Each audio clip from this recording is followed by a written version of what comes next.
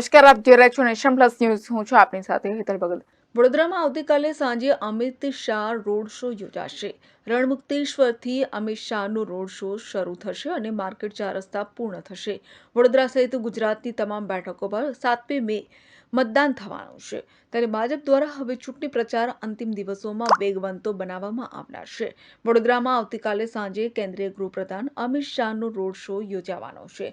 આ road show Ranmukteshwar Mahadev મંદિરથી શરૂ થશે, જે નાની શાક માર્કેટ, ચોખંડી, માંડવી, ન્યાય મંદિર અને તાળફળિયા થઈ માર્કેટ 4 રસ્તા પૂર્ણ થશે.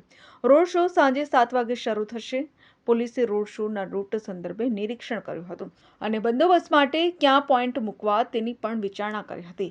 અત્રે ઉલ્લેખનીય છે કે વડાપ્રધાનનો ગુજરાતમાં 2 દિવસનો ચૂંટણી પ્રવાસ શરૂ થાય તે અગાઉ તારીખ 27થી 29 સુધી ગુજરાતના તમામ ઝોનમાં અમિત શાહની સભાઓ અને રોડ શોનું આયોજન કરાયું છે.